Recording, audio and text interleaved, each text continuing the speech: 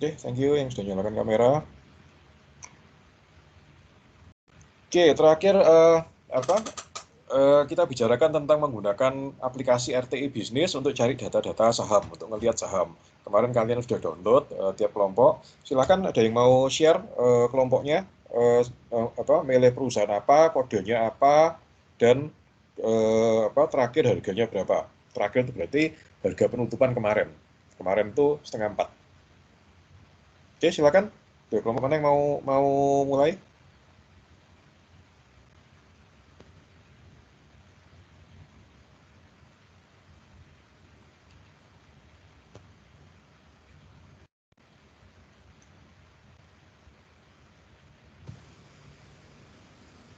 Halo, Pak.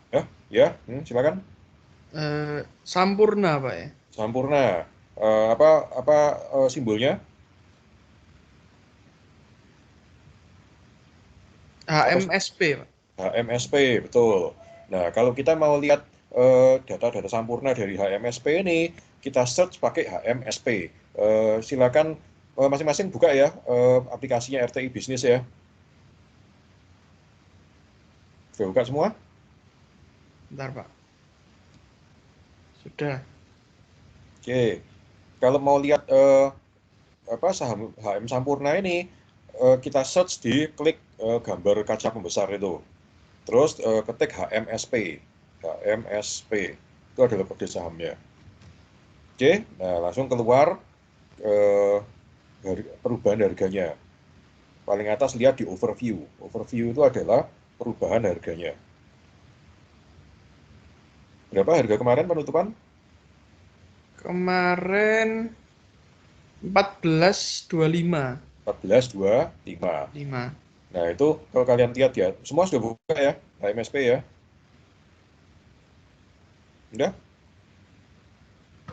Sudah. Nah, itu kalau kalian lihat itu kan ada overview, analitik, financial. Nah, pilih yang overview. Di sana ada 1D, 1D itu 1D. Jadi harga 1 hari terakhir. Ya hari ini, harga hari ini. Kalau kita mau lihat harga penutupan kemarin, pilih yang 1D ini. Terus dilihat pertama kali tadi pagi jam 9, dia pada harga berapa? Harga tadi pagi jam 9 itu sama dengan harga kemarin penutupan. Kelihatan pada angka 1425. Nah, kita lihat pergerakannya sempat naik ke 1445, terus barusannya turun banyak ke 1405. Oke, kelompok lanjutnya. Mana lagi yang sudah dipilih perusahaannya? Kimia Farma, Pak. Kimia Farma, apa kodenya? KF, KAEF. KAIR. F. Coba dicari di search-nya KAIR. Kemarin keluar. Penutupannya 3060, Pak. KAIR ya? Pakai F. F. KAEF. F. Oh ya, KAEF, Kimia Farma. Kita lihat kemarin 3060. 3060. Oke, perusahaan lainnya lagi. Yuk, selanjutnya udah semua kan ya? Mayora, Pak. Mayora, apa lambangnya? Kodenya? MYOR. MYOR. MYOR. Nah, kita lihat terakhir berapa tadi malam? Kalau tadi 2.400. 2.400. Sekarang 2.380. Oke, perusahaan lain lagi? BNI kok. Apa BNI? BBNI harga terakhir 4.540. BNI harga terakhir 4540. Oke. By the way, kalau di Indonesia kalau yang bank itu depannya pasti B. BBNI, BBCA, BMRI dan sebagainya. Oke, lain lagi? Mandiri kok. Mandiri, apa kodenya? BMRI. BMRI. Oke, berapa harga terakhir? 5.175 kalau nggak salah kok. 5150. Oh iya kok, 150. 150. Oke. Oke, selanjutnya.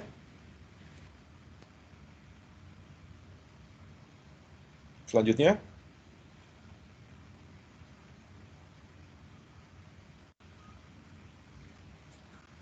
Masih ada lagi kan ya? Atau udah semua? Ada yang belum? Udah semua kali kok. Udah semua ya. Oke, kalau udah semua, ya oke saya pengen ya itu perkenalan, kalian sudah bisa nyari kode saham, bisa nyari harga. Nah sekarang kita bahas sedikit beberapa fitur-fitur di sini agar kalian lebih ya memperkenalkan ke kalian tentang saham. Jadi coba pilih market.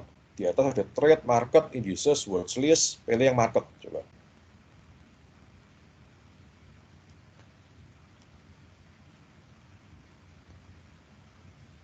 Udah semua market? Udah kok. Nah, market itu kalau kalian lihat ada kodenya IDX. IDX itu apa? Indonesian Stock Exchange, ya, singkatannya Indonesian Stock Exchange. Berarti itu adalah IHSG, Indeks Harga Saham Gabungan, yaitu rata-rata level semua saham di Bursa Efek Indonesia. Angkanya sekarang adalah 4865,217, 7,730. Ini berubah terus, karena setiap saat tentu harga saham berubah. Kalau kalian lihat hari ini, jam 11.30 kan dia dari 11.30 ke 13.30 kan dia garis lurus gitu kan ya. Ada yang bisa nebak kenapa kok dia garis lurus? Kalau kita lihat dari jam 9 sampai 11.30 yang bawah itu jam ya, 9, 10, 11, 12 itu jam. Kalau kita lihat dari jam 9 sampai 11.30 itu kan naik turun sesuai dengan bursa.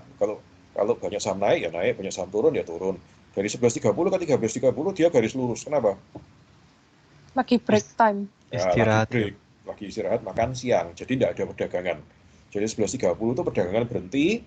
Kalau jam 12 kalian ngecek itu ya tidak ada garisnya.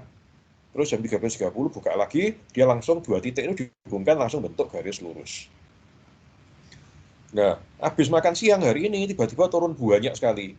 Ini pasti ada sesuatu berita apa? Ya saya juga cari belum ketemu. Ini pasti ada sesuatu yang major. Entah PSBB lagi, entah apa, pasti ada sesuatu ini tiba-tiba turun banyak ini. Ini kok cuci uang kok. Apa? Cuci uang? Cuci uang. Oh iya. Kamu lihat di mana? Ini itu udah lama sih kok. Semingguan yang lalu. Apa? Seminggu yang lalu. Seminggu yang lalu? Oh enggak, ini. Kasus bank itu loh, bank luar negeri kok. Oh ya. Beberapa hari lalu atau seminggu lalu ada kasus di luar negeri, ternyata banyak bank-bank besar itu ketahuan melakukan pencucian uang, membantu kriminal-kriminal itu melakukan pencucian uang. Sehingga waktu itu saham-saham bank besar banyak yang jatuh. Nah, tapi kalau yang kasus ini rasanya lain lagi. Kalau kita lihat dari pagi sampai sekarang, sampai tadi 11.30 itu normal gitu. Nah, kalau kalian lihat jam 1.30 tiba-tiba turun grafiknya. Nah, itu pasti ada sesuatu. Kalau yang pencucian uang itu rasanya bukan, karena itu sudah minggu lalu. Ini terjadi 1-2 jam yang lalu ini, pas jam makan siang. Tapi yang kamu bilang pencucian uang itu betul itu di beberapa hari lalu menyebabkan pasar saham dunia, terutama yang bank-bank besar itu ya turun. Oke. Coba dilihat yang one week. Tadi kan ini one day kan ya, coba lihat one week. Berarti ini adalah pergerakan IHSG pada 1 minggu terakhir. Sudah sempat turun cukup dalam 24 September, terus naik lagi, terus hari ini turun lagi. Coba lihat yang 3 months. M itu months, 3 months, 3 bulan terakhir.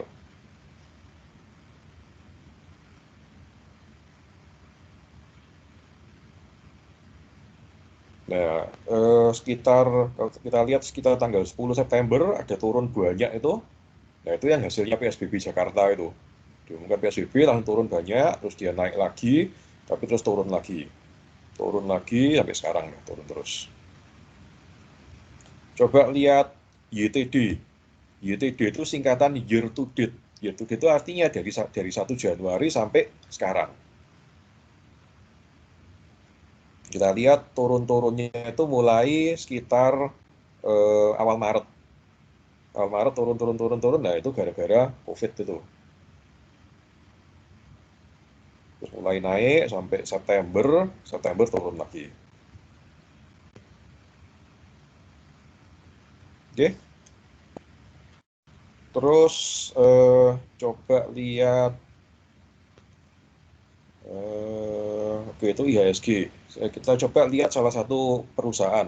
Contohnya tadi terakhir BMRI, Bank Mandiri. Coba diklik, dilihat punyanya Bank Mandiri.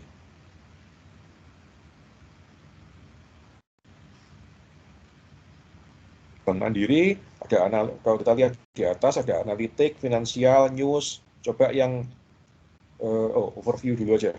Overview ya, tentu kalian sudah lihat itu pergerakan harga sama 1 day, 1 week, 1 month, 3 month, dan seterusnya. Nah, terus lihat bawahnya. Bawahnya ada previous close, 5150 previous close berarti hari sebelumnya itu penutupan berapa? 5150. Open adalah harga pembukaan pagi ini 5.200. Di range berarti harga terendah sampai harga tertinggi pada hari ini di range. Volume adalah berapa banyak saham yang berpindah tangan pada hari ini. Jadi menunjukkan suatu saham itu perputarannya cepat atau enggak. Volume ini sama kayak turnover, tapi kalau volume itu dalam lembar saham berarti ada 46 juta lembar saham yang berpindah tangan yang diperjualbelikan.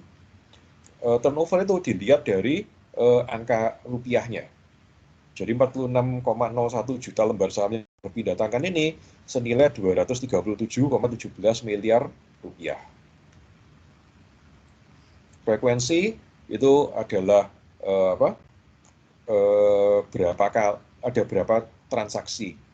Jadi ada 7.003 transaksi sepanjang hari ini. Jual belinya untuk saham Bank Mandiri ini. Rata-rata hari ini price earning ratio. Ingat ada price earning ratio dulu kalian pernah pelajari waktu dasar-dasar keuangan. Market cap, kapitalisasi pasar dari Bank Mandiri dulu sudah kalian pelajari. Coba lihat finansial yang atas, overview analitik finansial. Nah, finansial ini kalian lihat data-data keuangan. Ada profitability, ada income statement, dan sebagainya, data keuangan. Ada news, jadi berita-beritanya Bank Mandiri hari ini, dan sebagainya, bisa dilihat sendiri.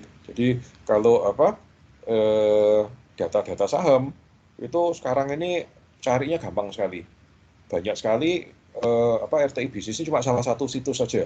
Masih ada banyak aplikasi lain seperti ini, ya perbedaannya cuma sedikit-sedikit, digunakan orang-orang untuk memantau pergerakan saham. Oke?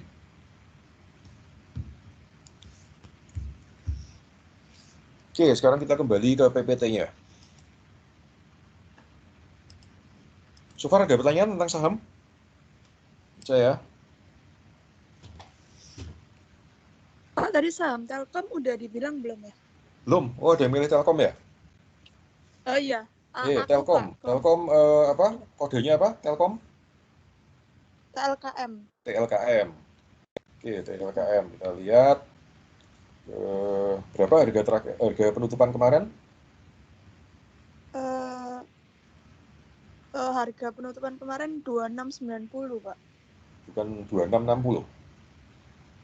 Oh. Coba Iya lihat. sih. Iya, sorry. Ya, 2660 previous close itu ya. Oh iya, 2660. Oke. Berarti kalau sekarang 2640 turun. Ya. Oke, ada lagi yang sudah milih perusahaan belum diomongkan? Oke, udah semua ya. Oh Pak, kelompok saya belum. Ya. Apa? BCA Pak. BCA. Apa kodenya BCA? Sebentar.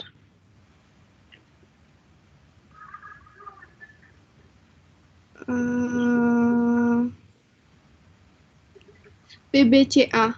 BBCA, mari kita lihat. BBCA, berapa harga terakhir, harga penutupan kemarin?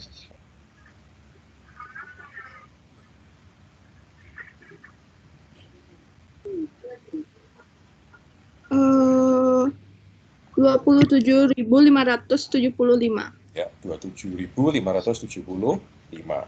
Kalau kita lihat sekarang 27.700 ternyata naik. Nah, ini bagus ini, yang lainnya pada turun banyak, dia naik sendiri. Oke, ada lagi yang lain? Perusahaan lain lagi?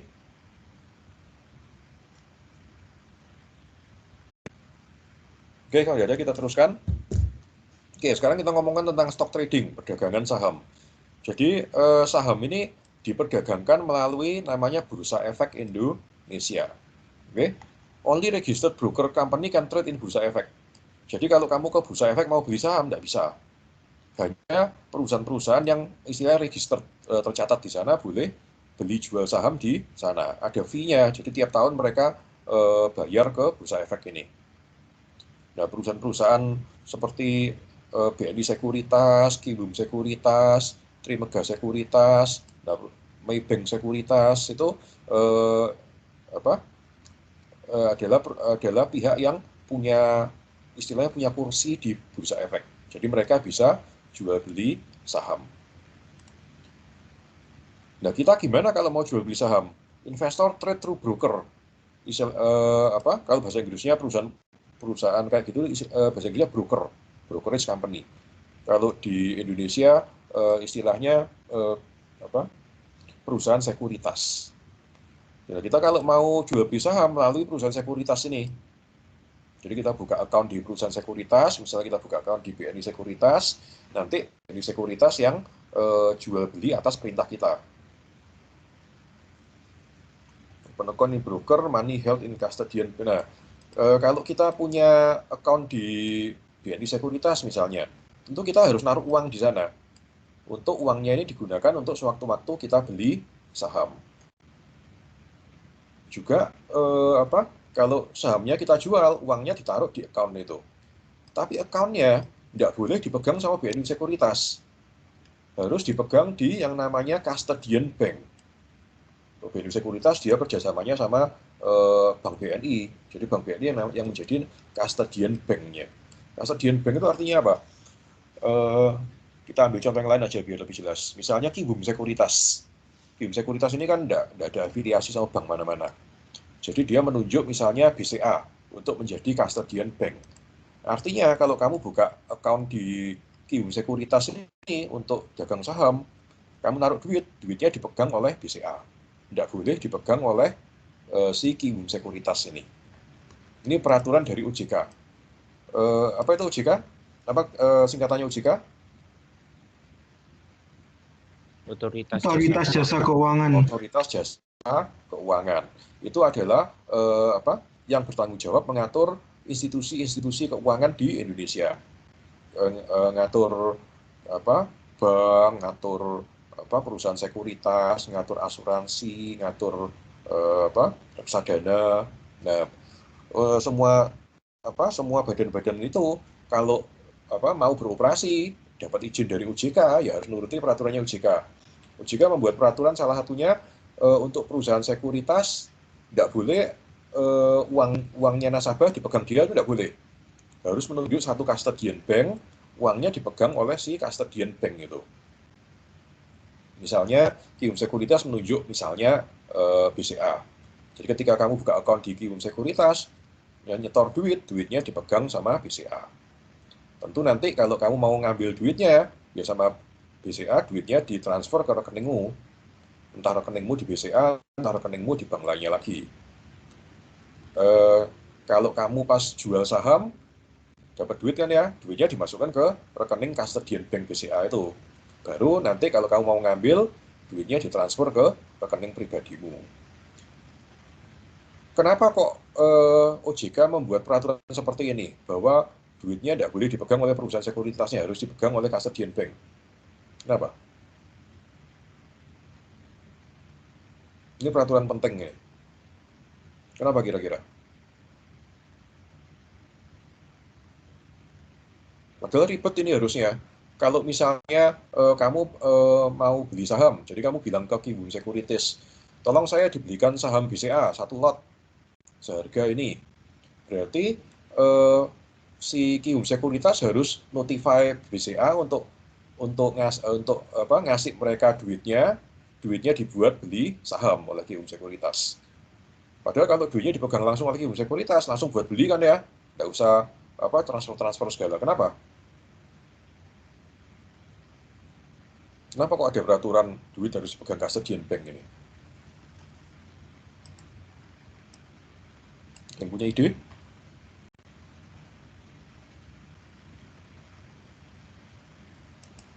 Konsepnya oke ya, custodian bank ini ya. Konsepnya oke nggak?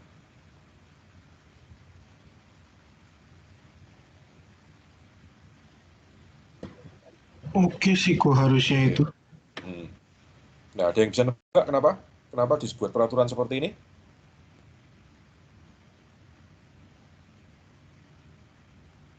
Agar uangnya tidak dibawa lari sama Kibum Sekuritas. Ini salah satu cara yang digunakan oleh OJK untuk memastikan uang nasabah itu aman. Kalau kalian ya waktu itu minggu-minggu pertama kan ada yang membahas tentang investasi bodong itu ya, perusahaan investasi tidak jelas, tidak ada izinnya OJK, uang nasabah dibawa lari. Kenapa dia bisa bawa lari? Karena duitnya disimpan sendiri sama dia. Kalau ini kasus ini disimpan sama custodian bank. Nah, kalau Kibum Sekuritas mau lari kan dia lari sendiri, uangnya masih di BCA, tidak bisa dibawa sama dia. Nah, dengan adanya custodian bank ini uang nasabah menjadi aman. Oke? Ini salah satu cara yang digunakan OJK untuk memastikan uang nasabah nggak bisa dibawa lari. Oke? Can use margin. Margin itu gini. Jadi kalau kamu buka account misalnya di Kibum Sekuritas untuk beli saham. Misalnya akunmu kamu taruh duit 10 juta. Ya kamu cuma bisa menggunakan duit 10 juta ini untuk beli saham. Tapi ada beberapa sekuritas yang memberi fasilitas margin.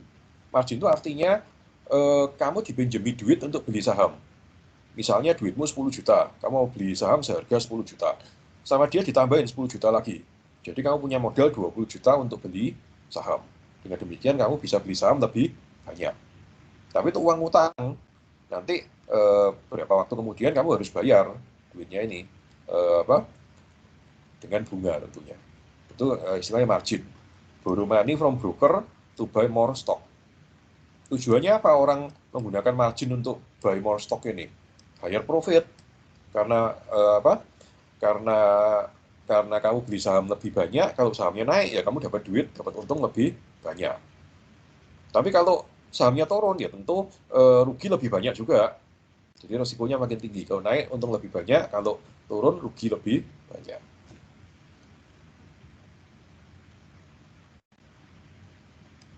Outside Indonesia kan short the stock, ada istilah short the stock. Short the stock itu artinya gini.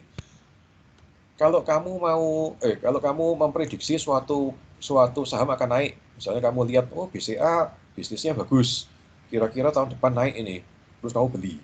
Ketika tahun depan naik, kamu untung. Itu yang umum. Tapi gimana kalau misalnya kamu ngelihat, Bank Mandiri ini kok jelek ya, banyak nasabahnya yang tidak bisa bayar utang ke Mandiri, banyak deposannya yang narik dana. Terus kamu memprediksi, Mandiri ini tahun depan pasti turun harga sahamnya. Nah, bisa gimana kamu kalau kamu prediksi mau turun itu? Kalau di luar negeri bisa istilah short the stock. Short the stock artinya kebalikan dari beli. Kalau beli itu kan naik kamu untung, turun kamu rugi. Kalau short itu sahamnya naik kamu rugi, sahamnya turun kamu malah untung. Nah, tapi di Indonesia tidak boleh. Dulu boleh, terus tahun 2008 sudah dilarang karena terlalu aneh-aneh. Nah, tapi di luar negeri masih bisa. Oke, stock traded in lot of 100 shares. Kita sudah bahas kemarin, jadi kalau mau jual beli saham, tidak bisa dalam satuan lembar, harus dalam satuan lot. Satu lot 100 lembar saham. Shares itu lembar saham ya. Jadi kalau beli ya minim 1 lot, 100 lembar saham. Jual juga minim 1 lot. Unlike forex and commodity trading, no spread. Ada yang trading forex di sini? Biasanya ada mahasiswa trading forex. Ada yang trading forex?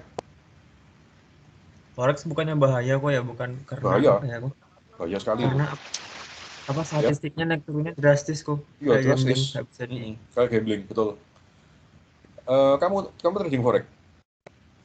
Enggak kok, saya cuma ngerti dikit-dikit soal saham kok, lagi belajar soalnya. Ya baguslah belajar, tapi jangan pakai duit banyak-banyak kalau forex ini. Hampir pasti rugi. Karena ya itu, forex itu naiknya drastis, turunnya juga drastis, terus nggak bisa diprediksi.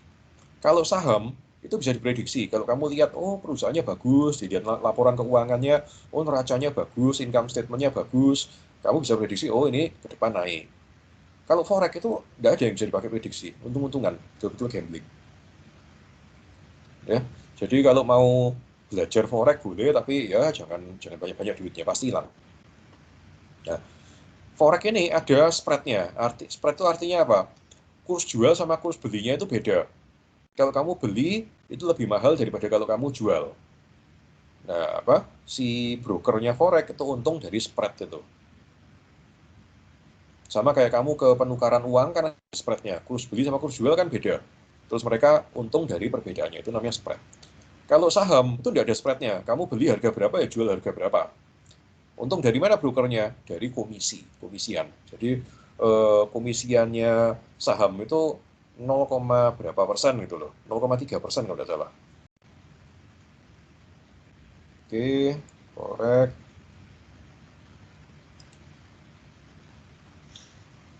Oke, IHSG, Indeks Harga Saham Gabungan, menunjukkan rata-rata pergerakan harga saham di Indonesia. Jadi kalau misalnya kita lihat tadi di RTI, IHSG ini, coba lihat yang IHSG. Balik lagi ke market. Kita lihat hari ini min 0,56%. Artinya apa? Rata-rata semua saham di Indonesia hari ini negatif 0,56%. IHSG ini menunjukkan rata-rata semua saham di Indonesia. Inisiali IHSG di set 100, jadi bursa saham Indonesia itu dimulai tahun 70 berapa gitu. Waktu itu IHSG 100. Sekarang IHSG adalah 4.879. Berarti kalau awalnya 100, sekarang 4.879, berarti harga saham di Indonesia ini dari tahun 70 berapa sampai sekarang itu naik 48 kali lipat. Oke, itu cara bacanya. Ceng IHSG, proportion stock market capitalization, big company has more effect IHSG compared to small company. Jadi tadi kita bilang IHSG itu rata-rata seluruh semua saham di Indonesia. Tapi rata-ratanya bukan rata-rata biasa, tapi rata-rata dengan pembobotan. Bahasa Inggrisnya weighted average. Artinya saham-saham yang perusahaan besar, Telkom, Unilever, Gudang Garam, BCA, itu kan perusahaan besar. Itu mempengaruhi IHSG lebih banyak dibandingkan perusahaan kecil. Pakuwon, Ciputra itu relatif perusahaan kecil dibandingkan yang tadi, sehingga efeknya terhadap pergerakan IHSG lebih kecil dari perusahaan besar. Oke.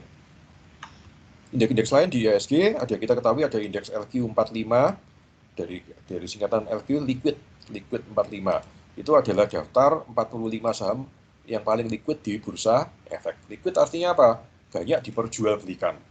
Saham itu tidak semuanya liquid. Kadang ada perusahaan-perusahaan kecil yang tidak liquid. Jadi yang jumlahnya orang yang mau jual, yang beli sedikit. Nah, saham-saham yang tidak liquid ini bahaya kalau kamu punya. Karena kadang-kadang kalau kamu mau jual, pas tidak ada yang mau beli karena tidak liquid. Karena itu kalau kita mau beli saham, cari yang liquid. Berarti setiap saat kita mau beli ada yang jualan, setiap kali kita mau jualan ada yang beli. Ada indeks Kompas 100, Kompas 100 ini hampir sama dengan LQ45, saham-saham liquid, tapi kita pilih 100 saham. Kalau LQ45 cuma 45 saham.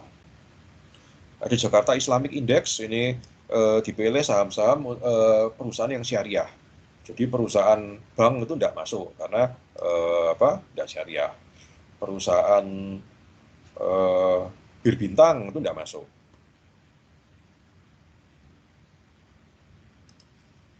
Dia ini ya apa?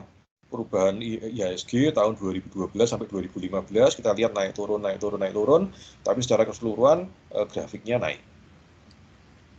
Karena kenapa kok secara keseluruhan pasar saham itu selalu naik? Karena kita bayangkan namanya perusahaan makin lama tentu makin besar. Orang usaha kan makin lama makin besar. Ada beberapa yang ya makin kecil terus bangkrut. Tapi kalau di rata-rata keseluruhan, ya tentu namanya orang usaha makin lama makin besar. Sehingga pasar saham di seluruh dunia itu, kalau kita lihat jangka panjangnya, makin lama makin naik.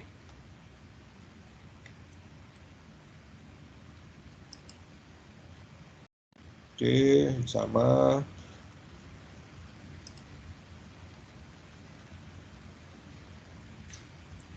Nah, kalau kita mau jadi investor saham, gimana cara kita mengevaluasi saham untuk menentukan saham mana yang kita mau beli? Evaluasi saham ada dua macam, technical analysis dan fundamental analysis. Technical analysis itu berarti kita menganalisa saham berdasarkan grafik perubahan harga saham seperti yang tadi kita lihat itu. Menurut technical analysis, berdasarkan bentuk grafik itu kita bisa memperkirakan suatu saham akan naik atau akan turun.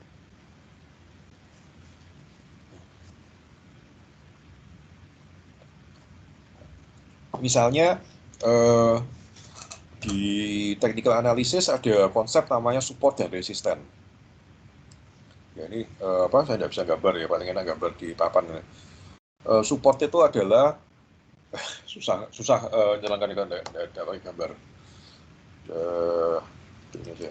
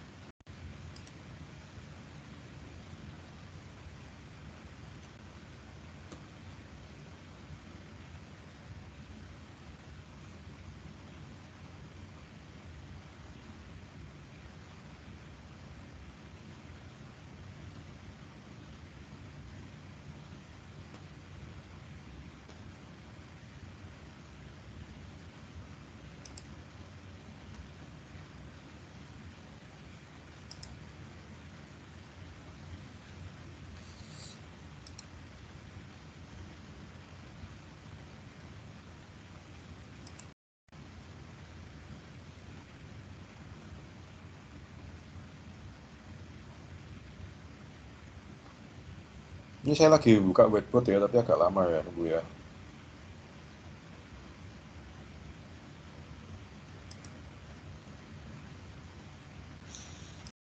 Oke, misalnya ini pergerakan harga saham.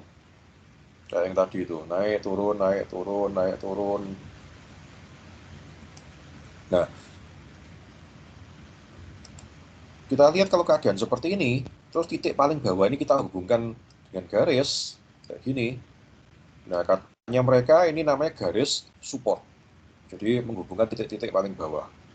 Yang atas, menghubungkan titik-titik paling atas, ini namanya garis resistance. Katanya kalau harga saham ini menembus garis support, saat dia bergerak di sini, diperkirakan harga saham ini akan terus turun sampai bawah. Tapi kalau dia ternyata bergeraknya ke sini, menembus garis resistance, gini, dia akan terus naik sampai atas. Nah, itu contoh dari technical analysis. Berdasarkan pergerakan harga saham, kita berusaha memperkirakan ke depan sahamnya naik atau turun. Kalau dia tidak menembus gimana? Kalau tidak menembus seperti ini. Jadi misalnya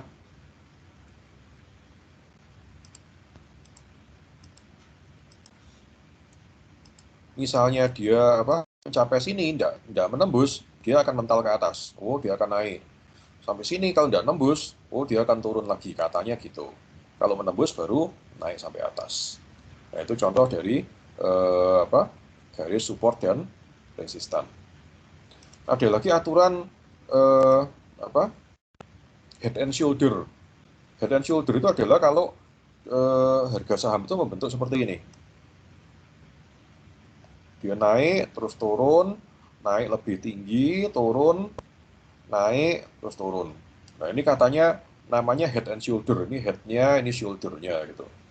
Katanya kalau harga membentuk grafik seperti ini, dia akan turun. Nah, ini contoh lain lagi dari technical analysis. Ada lagi inverted head and shoulder, kebalikannya. Jadi dia turun dulu, naik, gini. Nah, ini kan kebalik kalau kita bandingkan sama yang tadi. Katanya kalau kayak gini, dia akan naik terus. Ada lagi double top. Double top itu kalau suatu harga membentuk model kayak gini, ini namanya double top. Ada topnya 2. Kalau double top, diperkirakan dia akan turun. Kebalikannya double bottom. Kalau suatu saham membentuk grafik seperti ini double bottom. Diperkirakan dia akan naik. Oke, ini contoh technical analysis. Nah, technical analysis ini nggak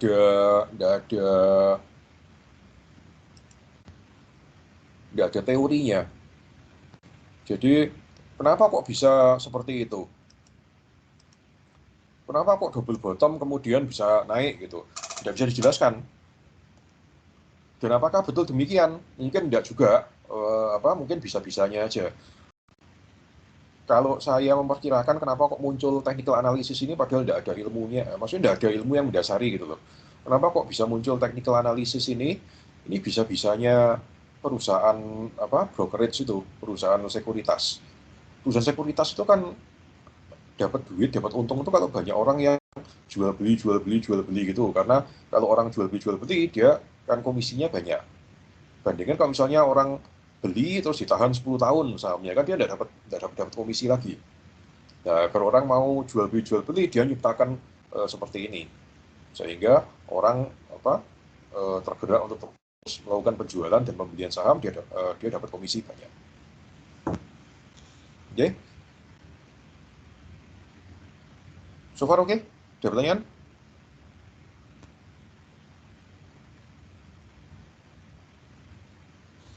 Oke, kemudian ada fundamental analysis. Jadi analisa saham dibagi 2, technical sama fundamental. Kalau fundamental itu adalah menggunakan financial report, menggunakan laporan keuangan untuk memperkirakan kira-kira suatu perusahaan itu sahamnya akan naik atau akan turun.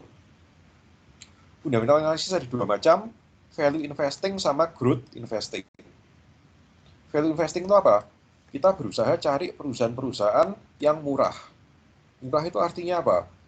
Ada gap antara harga wajar saham, intrinsic value, dengan harga saham. Jadi kita mesti bedakan antara harga pasar sama harga wajar. Harga pasar itu ya yang tertera di RTI bisnis itu harga pasar. Harganya di bursa itu harga pasar. Kalau kamu mau beli suatu perusahaan, beli sahamnya suatu perusahaan itu ya harga pasar itu. Harga wajar itu apa? Harga wajar itu adalah nilai suatu perusahaan yang wajar. Sebab kadang-kadang harga saham itu tidak wajar. Misalnya ada suatu perusahaan yang kalau kita nilai, kita lihat laporan keuangan, pantasnya per lembarnya Rp5.000 ini. Tapi di pasar bisa harganya Rp10.000. Kalau kita perkirakan harga wajarnya Rp5.000, terus harga pasarnya Rp10.000, tentu maksudnya itu mahal. Karena harga pasarnya di atas harga wajar. Sebaliknya bisa juga suatu saham kita hitung-hitung, kita perkirakan, harga wajarnya ini Rp5.000, tapi di pasar harganya cuma Rp2.000, bisa. Nah, itu berarti saham yang murah. Karena dijual lebih rendah dari harga wajarnya. Nah, value investing itu cari saham-saham yang semacam itu. Jadi pada value investing ini kita berusaha memperkirakan harga wajar suatu saham, terus kita lihat harga pasarnya. Kalau harga pasarnya di bawah, ya berarti murah. Nah, itu yang kita beli. Value investing. Ada lagi namanya growth investing. Growth investing itu kita nggak ngelihat suatu saham itu mahal atau murah, kita tidak peduli. Yang kita peduli itu adalah suatu saham ini trennya lagi naik atau lagi turun. Kalau suatu saham trennya lagi naik, ya berarti kita beli, mau tren lagi naik. Apakah mahal murah tidak peduli, pokoknya tren lagi naik. Kalau saham trennya lagi turun, ya tidak kita beli. Tidak peduli, oh murah itu tidak peduli, pokoknya trennya lagi turun, tidak kita beli. Itu namanya growth investing. Oke, ada pertanyaan? Oke, Sohar?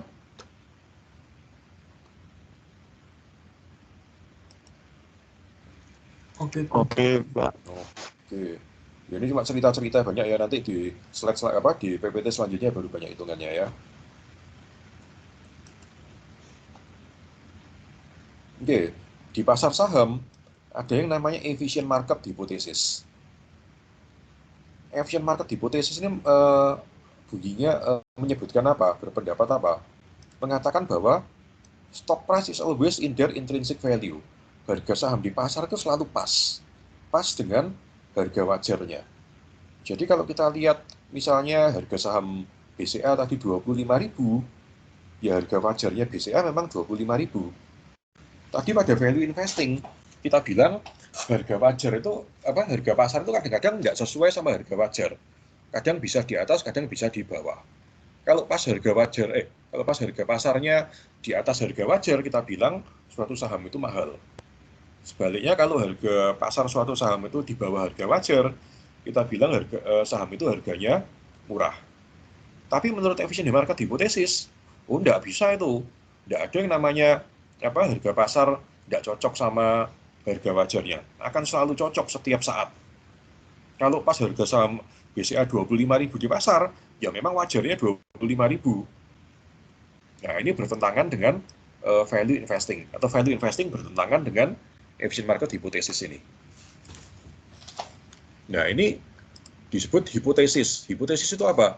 Sesuatu yang belum pasti kebenarannya. Jadi antar akademisi, antar investor itu masih belum sepakat. Apakah pasar itu efisien atau enggak? Apakah efficient market hypothesis ini benar atau enggak? Apa implikasinya kalau efficient market hypothesis ini benar atau salah? Kalau benar ya berarti semua saham itu harganya pas semua. Tidak ada harga saham murah, tidak ada harga saham mahal. Kalau efficient market hypothesis ini salah, berarti kadang-kadang harga itu tidak pas dengan harga wajarnya. Sehingga ada yang namanya harga saham mahal, ada yang namanya harga saham murah. Kalau sampai efficient market hypothesis ini benar, tidak ada harga saham mahal, tidak ada harga saham murah, berarti tidak ada gunanya kita menganalisa suatu saham. Kita menganalisa suatu saham itu kan cari saham yang murah, atau cari saham yang akan naik. Tapi kalau efficient market hypothesis ini benar, tidak usah dianalisa, percuma. Harga saham itu akan menjadi random. Tidak bisa diperkirakan akan naik atau akan turun. Berarti kalau kamu mau beli saham, tidak usah dianalisa, tidak usah lihat grafik, tidak usah baca laporan keuangan, ya pokoknya asal beli acak aja. Karena memang tidak ada saham mahal, saham murah. Kenapa kok bisa pasar itu efisien, harganya pas terus? Sekarang bayangkan gini, misalnya suatu ketika ada harga yang nggak pas, katakan harga wajarnya 25.000, tapi harga di pasar 23.000, sehingga murah. Kira-kira investor melakukan apa kalau terjadi seperti itu? Beli atau jual sahamnya?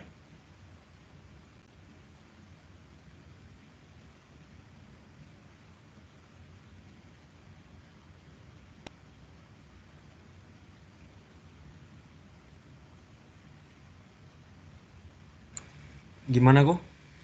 Ada suatu saham BCA misalnya. BCA dihitung-hitung harga wajarnya 25.000. Tapi kamu lihat harganya BCA di bursa efek 23.000. Berarti investor-investor kira-kira akan melakukan apa? Beli atau jual? Beli kok. Beli kan ya, murah kan ya. Akibatnya apa ketika semua investor pada beli? Harganya akan gimana? kalau semua investor pada beli? Naik. Naik lagi. Naik sampai ke harga berapa kira-kira?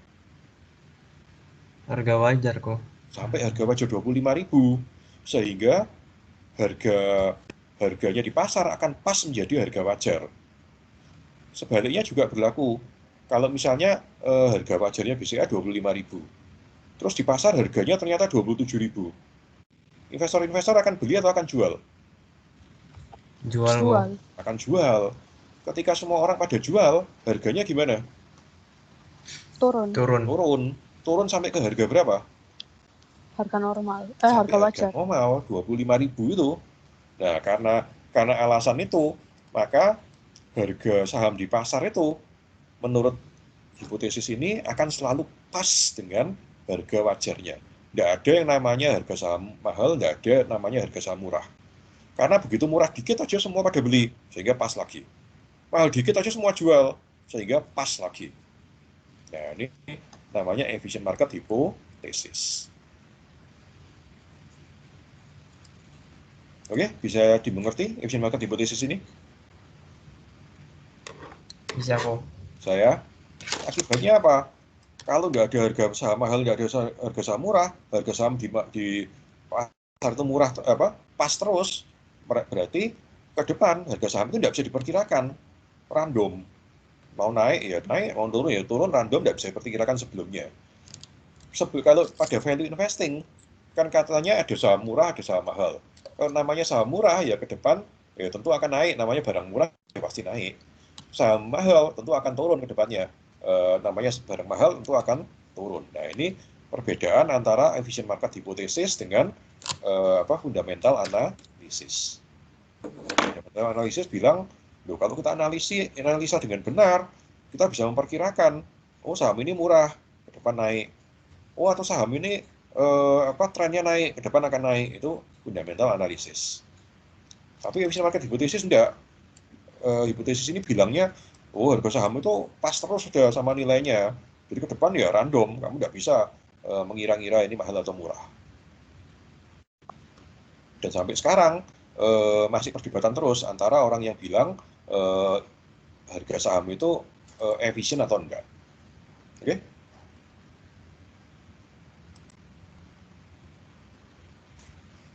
Nah, ini argumennya dari orang-orang yang bilang bahwa pasar itu tidak mungkin efisien. Kalau yang argumennya yang efisien itu yang ini. Yang tadi itu, oh kalau murah dikit aja banyak yang beli, naik lagi, pas lagi.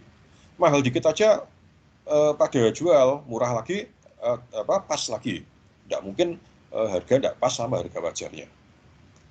Nah, ini argumennya orang-orang yang bilang, oh pasar itu tidak efisien.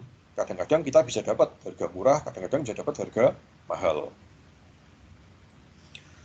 Nah, syarat dari suatu pasar efisien adalah, pertama, semua investor harus punya data yang sama.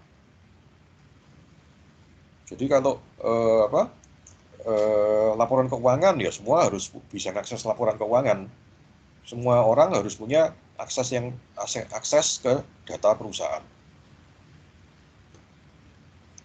Kedua, semua investor itu harus berpikir dengan logis. Berpikir logis itu gimana? Kalau murah ya dibeli, kalau mahal ya dijual. Kalau murah dijual atau kalau mahal dibeli itu tidak logis.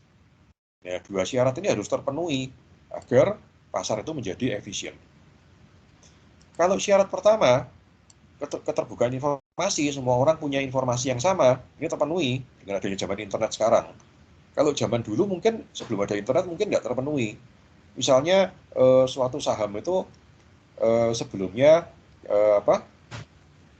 harga wajarnya 25.000. BCA misalnya harga wajarnya 25.000. Terus tiba-tiba BCA ini ada nasabah gede yang tidak bayar. Tentu harganya BCA, harga wajarnya turun, katakan jadi 24.000. Tapi kalau ada sebagian investor yang tidak tahu informasi ini, mereka tentu masih mengira harga wajarnya 25.000. Nah, kalau kayak gini itu pasar bisa ada efisien. Tapi kalau zaman sekarang dengan adanya internet, ada apa sesuatu pasti semua orang langsung tahu. Ada jarum jatuh di Amerika, kita sudah tahu karena ada internet. Sehingga asumsi ini, syarat ini terpenuhi. All investor can access the same amount of data. Nah, tapi kalau yang kedua ini bahwa investor itu akan berperilaku logis. Kalau murah ya dibeli, kalau mahal ya dijual. Itu beberapa orang bilang, oh ini tidak terpenuhi ini. Orang yang mendukung fundamental analysis itu, yang tidak mendukung efficient market. Mereka bilang ini tidak terpenuhi. Karena manusia itu tidak logis, manusia itu terpengaruh emosi. Apalagi ini urusan duit. Oh, bukan urusan duit aja, kadang masih emosi, apalagi urusan duit. Pasti emosi. Emosinya bagaimana? Kalau misalnya harga saham lagi turun, katakan BCA biasanya 25.000, turun jadi 22.000. Murah kan ya? Kalau logis, orang akan beli karena murah. Tapi kalau biasanya 25.000 tahu-tahu jatuh jadi 22.000, orang takut kan ya? Namanya orang takut bukannya beli malah jual. Kalau dia sudah punya sahamnya, dia, waduh, saya sudah rugi 3.000 ini, jangan sampai rugi lagi, cepat-cepat dijual, sehingga malah turun lagi. Nah, ini yang menyebabkan harga pasar bisa tidak sesuai dengan harga wajar suatu saham. Yaitu harga murah bukannya dibeli malah dijual. Kenapa kok harga murah orang malah jual? Karena takut, ada emosi takut. Demikian juga kalau mahal. Namanya barang mahal, kalau logis itu ya dijual, barang mahal kok. Tapi kalau misalnya BCA harganya biasanya 25.000, terus naik jadi 30.000, kan mahal. Tapi orang ngelihat, loh dulu 25, sekarang 30, untung banyak. Dia ikut-ikut beli, berharap pengen untung. Ada emosi serakah, greed. Jadi emosi di pasar saham itu ada dua macam yang besar itu. Greed sama fear. Kalau fear itu yang tadi itu. Kalau greed itu dia sudah tahu mahal, tapi tetap beli. Karena dia serakah pengen untung lebih besar lagi. Nah, sehingga barang mahal bukannya balik ke 25.000, tapi malah naik lagi. Nah, itu efek dari orang tidak berperilaku secara logis. Kenapa tidak berperilaku secara logis? Karena terpengaruh emosi. Ya, ini argumennya orang-orang yang tidak percaya efficient market hipothesis.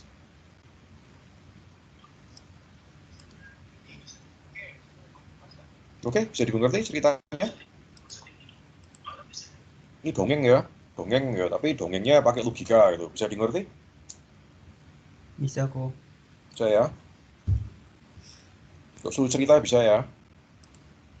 Iya kok. Oke, ada istilah behavioral finance. Ini ilmu keuangan yang menggabungkan antara keuangan sama psikologi. Jadi pada behavioral finance ini kita gabungkan ilmu keuangan sama ilmu psikologi. Kenapa? Karena diasumsikan manusia itu tidak rasional. Manusia itu terbawa emosi. Sehingga yaitu gitu tadi menciptakan hal-hal seperti tadi itu. In making economic decision, human is affected by emotion.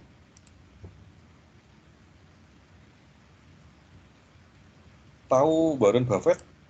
Pernah dengar Warren Buffett? Tahu kok. Tahu. Nah, ini investor saham yang paling kaya di dunia. Dia itu orang nomor 2 atau 3 terkaya di dunia gara-gara investasi saham. Kalau kita ngomong Bill Gates gitu itu, terus kita ngomong siapa yang punya Amazon, Jeff Bezos, itu kan kaya karena dia punya perusahaan. Kalau ini kaya karena dia invest saham. Dia bilang, I would be a bum in the street with tin can if market were efficient. Dia bilang, kalau pasar itu efisien, saya ini sudah jadi pengemis di pinggir jalan. Wong saya kerjaannya cari saham murah, terus saya beli, terus harganya naik kok. Jadi tidak mungkin pasar itu efisien. Saya ini buktinya.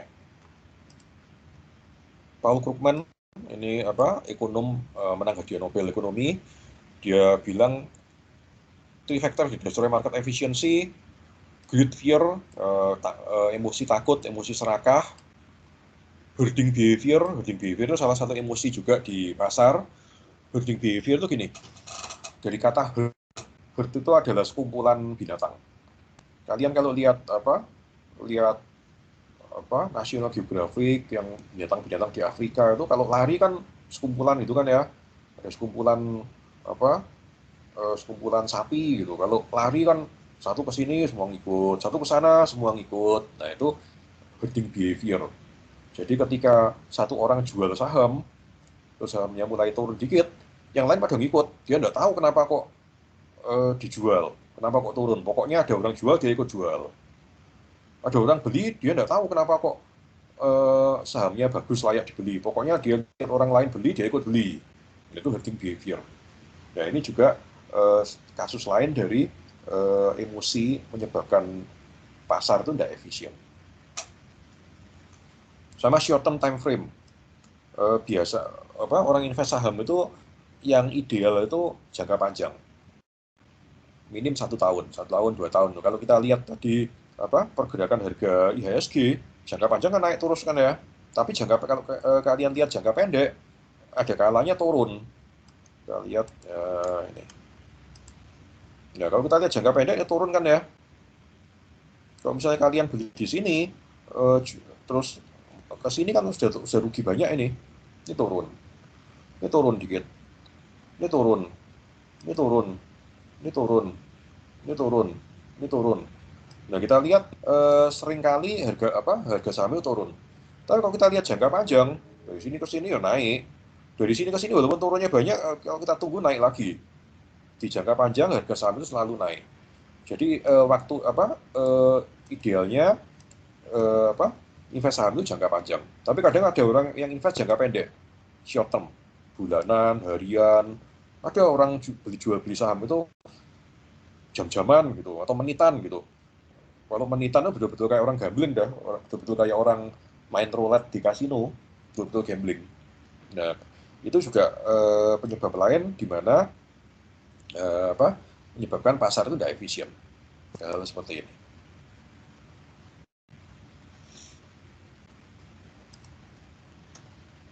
Oke, ini yang kemarin. Oke, so far ada pertanyaan?